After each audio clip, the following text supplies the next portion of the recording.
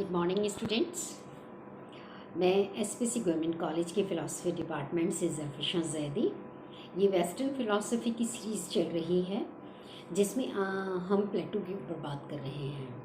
आज प्लेटो की रचनाओं के ऊपर ये वीडियो है। जैसे कि पिछले वीडियोज़ में हम लोग जिक्र करते रहे हैं कि प्लेटो ने बहुत सारी रचनाएं लिखी। तकरीबन 35 बुक्स हैं उनकी, और उनकी सारी ही बुक्स डायलॉग्स, संवादों के रूप में हैं, इसलिए उनकी किताबों को डायलॉग्स कहा जाता है। इन डायलॉग्स में जो मेन कैरेक्टर हैं वो उनके मास्टर सोक्रेटिस हैं। प्लेटो की रचनाओं को 3 ग्रुप्स में डिवाइड किया जा सकता है, और हर ग्रुप उनकी ज़िंदगी की एक अवस्था को रिप्रेजेंट करता है। प्लेटो की ज़िंदगी को 3 भागों में विभक्त किया जा सकता है। एक वो पार्ट था जब वो एथेंस के अंदर एक अपना उन्होंने बचपन गुजारा, युवा हुए और सोक्रेटिस के संपर्क में आए। जब वो सोक्रेटिस के संपर्क में आए तो उनकी मृत्यु तक तकरीबन 8 सालों तक वो सोक्रेटिस के सबसे प्रमुख शिष्य और उनके दोस्त के रूप में उनके साथ रहे। इस काल में उनकी जो रचनाएं हैं वो सरल हैं, सीधी हैं, और उन पर सोक्रेटिस का बहुत प्रभाव है। एक तरह से वो अपने मास्टर के विचारों को ही अपने चिंतन में अभिव्यक्त कर रहे हैं, लेकिन इसका मतलब ये नहीं है कि वो सोक्रेटिस के ही विचार लिख रहे हैं, बल्कि उसमें प्लेटो का अपना एक ओरिजिनल पुट ज़रूर है। इस काल के अंदर जो प्रमुख रचनाएं हैं उनके अंदर क्राइटो, हिप्पियस माइनर, प्रोटोगोरस और एपोलॉजी जैसे डायलॉग्स हैं। एपोलॉजी जिसके अंदर उन्होंने सोक्रेटिस का वो भाषण लिखा जो कि उन्होंने अपने अंतिम समय में दिया था। सेकंड ग्रुप प्लेटो के डायलॉग्स का वो है जो कि उस समय लिखा गया जबकि सोक्रेटिस की मृत्यु के बाद वो 10 सालों तक विभिन्न देशों के अंदर यात्राएं करते रहे। वो सिसिली, मेगारा, इटली, जगह जगह घूमते रहे, विभिन्न दार्शनिकों से विचार विमर्श करते रहे, और इस दौरान जो उन्होंने रचनाएं लिखी उसके अंदर सोफिस्ट, स्टेटमेंट्स, थिटिटस, जॉर्जियस जैसे डायलॉग्स हैं। ये वो काल है जबकि प्लेटो का चिंतन गहरा हुआ, और वो उन्होंने अपना सबसे प्रमुख सिद्धांत, प्रत्ययों का सिद्धांत दिया। इसके बाद थर्ड ग्रुप आता है। इसके अंदर प्लेटो की वो रचनाएं हैं जो कि उन्होंने 10 साल यात्रा करने के बाद जब वो एथेंस आ गए तो फिर वो अपने जीवन के 40 वर्षों तक एथेंस में ही रहे। सिर्फ 2 बार उन्होंने बाहर की यात्राएं की, और इस दौरान वो उन्होंने एक स्कूल स्थापित किया, जैसे एकेडमी नाम दिया गया, और ये एकेडमी वेस्टर्न वर्ल्ड की एक ऐसा पहला इंस्टीट्यूट था हायर लर्निंग का, जहाँ बहुत प्रतिभावान शिष्य प्लेटो के पास पढ़ने के लिए आए। अरस्तु ने 20 साल तक इस एकेडमी के अंदर प्लेटो के सानिध्य में शिक्षा ग्रहण की। इन 40 सालों में प्लेटो ने जिन डायलॉग्स को लिखा उसके अंदर सिम्पोजियम, टिमियस, रिपब्लिक, उनका अंतिम डायलॉग था द लॉज, वो भी इसी काल में लिखा गया। ये एक प्लेटो का वो काल था जबकि वो पूरी तरह से एक दार्शनिक के रूप में परिपक्व हो चुके थे और अपने थ्योरी ऑफ आइडियाज़ को इम्प्लीमेंट कर रहे थे और प्रैक्टिकल लेवल पर अपने सिद्धांत को देख रहे थे। तो इन 3 कालों में हम उनके सभी डायलॉग्स को बांट कर देख सकते हैं। अब हम बात करते हैं प्लेटो के स्टाइल की, राइटिंग स्टाइल की। प्लेटो एक महान दार्शनिक तो थे ही, लेकिन साथ ही साथ वो एक बहुत अच्छे कवि भी थे। वो आर्टिस्ट थे, साहित्यकार थे। इसलिए उनकी जो रचनाएं हैं उनमें एक अनोखापन है। वो एक बहुत ही बोझिल, सख्त, गहन दार्शनिक विधा उन्होंने नहीं अपनाई है, बल्कि एक कवि की कल्पनाएं भी हैं उनकी रचनाओं में। एक साहित्यकार की जो एक ओरिजिनल इमेजिनेशन होती है वो भी है उसके अंदर। इसलिए एक दार्शनिक और कवि का ये एक अनोखा मिलन है उनकी रचनाओं में, जो उनके स्टाइल को बहुत अलग भी कर देता है और दार्शनिकों से। लेकिन उसके अंदर एक बात जुड़ जाती है और वो ये कि दार्शनिक सिर्फ सिद्धांत ही नहीं देता, बल्कि वो उनका एक्सप्लेनेशन देता है, वो उनका रीज़न देता है, वो उनका रैशनल इंटरप्रिटेशन देता है, वो उसको क्लियर करता है। ये चीज़ कहीं कहीं प्लेटो के संवादों में देखने को कम मिलती है, क्योंकि उनके जो डायलॉग्स हैं उसमें बहुत स्टोरीज, इवेंट्स, पौराणिक कथाओं, मिथ्स से बातें कही गई हैं।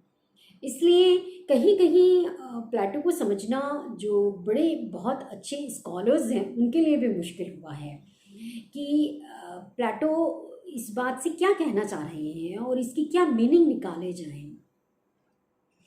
तो एक फिलोसॉफिकल राइटिंग की का जो स्टाइल होता है वो हमें प्लेटो में कहीं कहीं मिस लगता है, लेकिन उसकी वजह से जो डायलॉग्स हैं प्लेटो के, उनके अंदर एक साहित्यिक खूबसूरती आई है, एक सौंदर्य आया है, लेकिन साइंटिफिक एक्सप्लेनेशन की कमी भी साथ में आई है।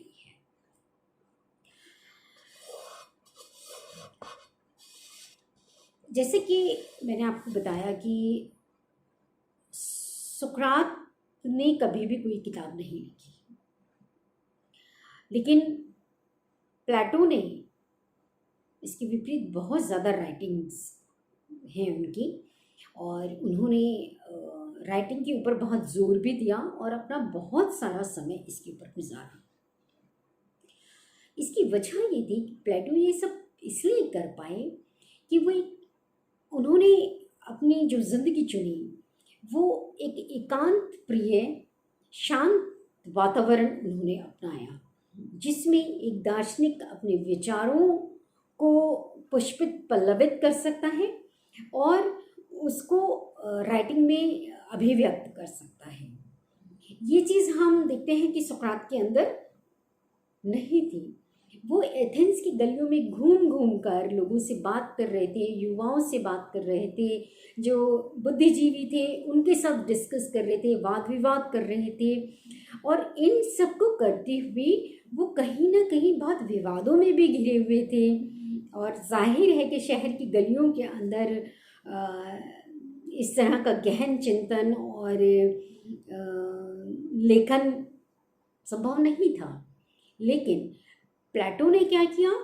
प्लेटो ने अपनी ज़िंदगी का एक बहुत लंबा हिस्सा, जब वो जैसे कि मैंने बताया कि 10 साल यात्राएं करने के बाद जब एथेंस में वापस आए तो उन्होंने सिर्फ 2 ही तरह के काम किए और 40-45 साल तक सिर्फ यही 2 चीज़ें करते रहे।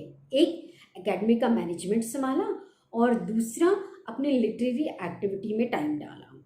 इसलिए वो इतने अच्छे डायलॉग्स लिख पाए। तो दूसरा वो प्रतिभा संपन्न तो सोक्रेटिस भी और प्लेटो दोनों ही थे, लेकिन दोनों की परिस्थितियों में कुछ अंतर हम देखते हैं। जहाँ सोक्रेटिस ने अपनी सारी ज़िंदगी अभावों में गुजारी, वहाँ प्लेटो एक एरिस्टोक्रेटिक एथेनियन फैमिली से थे और उन्होंने अपना जीवन एक संपन्नता से गुजारा। सोक्रेटिस चारों तरफ बहुत सारे लोगों से, अनुयायियों से, शिष्यों से घिरे रहते थे, गलियों में घुमा करते थे। प्लेटो ने इसके बिल्कुल विपरीत अपने लिए एक जगह बनाई, एकेडमी। वहाँ पर कुछ चुनिंदा स्टूडेंट्स के साथ उन्होंने अपना चिंतन मनन किया। तीसरा, सुकरात ने बिल्कुल भी कोई किताब नहीं लिखी और अपनी कोई साहित्यिक कृतियाँ और साहित्यिक प्रक्रिया में कोई वक्त नहीं दिया, जबकि प्लेटो ने अपना बहुत सारा टाइम लिटरेरी एक्टिविटीज़ में गुजारा। प्लेटो के जो महान ग्रंथ हैं उनमें जो सबसे ज़्यादा फेमस हुआ वो रिपब्लिक है, जिसमें उन्होंने एक आदर्श राज्य की कल्पना की। और जब उन्होंने सोक्रेटिस को देखा था कि किस तरह से जो राजनीतिज्ञ होते हैं और जो कुलीन वर्ग है वो एक सज्जन पुरुष को, एक प्रतिभा संपन्न व्यक्ति को भी जीने नहीं देता, तो उन्हें लग गया था कि एक सदाचारी व्यक्ति तभी सरवाइव कर सकता है जबकि राज्य आदर्श हो। एक आदर्श राज्य में ही एक आदर्श व्यक्ति पनप सकता है, जिंदा रह सकता है। इसलिए उन्होंने रिपब्लिक में एक आदर्श राज्य की पूरी रूपरेखा बनाई है। और इस आदर्श राज्य में उनका जो मेन थीसिस था वो ये था कि आदर्श राज्य का जो राजा हो वो दार्शनिक हो, और इसी को व्यवहारिक स्तर पर उतारने के लिए वो अपने जीवन में ये देखना चाहते थे कि क्या ये पॉसिबल है कि एक दार्शनिक राजा हो, और अगर एक राजा दार्शनिक होता है तो फिर राज्य, उनका मानना था कि राज्य आदर्श होगा, और अगर राज्य आदर्श होगा तो जो प्रजा है वो नैतिक सद्गुणों का पालन कर पाएगी और लोग सदाचारी हो पाएंगे। इसलिए वो अपने जीवन के अंतिम काल में जब वो एथेंस के अंदर एकेडमी में थे तब उन्होंने 2 बार ये ज़रूर प्रयास किया था और उन्होंने बाहर की यात्रा भी की। साइरकुस के जो तानाशाह थे डायनासिस, जब उनकी मृत्यु हो गई तो उनका पुत्र तानाशाह बना और उसने प्लेटो को आमंत्रित किया था कि आप मेरे दरबार में आइए मुझे मार्गदर्शन देने के लिए, और प्लेटो ने उस आमंत्रण को, उस निमंत्रण को स्वीकार करके उस राज्य में गए थे। और 2 बार प्लेटो ने ये प्रयास किया कि वो उसको दार्शनिक चिंतन और शिक्षा दें ताकि वो एक दार्शनिक राजा बन सके। लेकिन एक तानाशाह जो कि अहंकारी था, दम्भी था और जो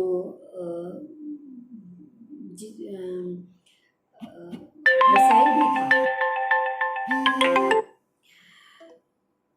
उससे प्लेटो का सामंजस्य नहीं बैठ पाया और दोनों ही बार प्लेटो निराश होकर वापस एथेंस के अंदर आ गए।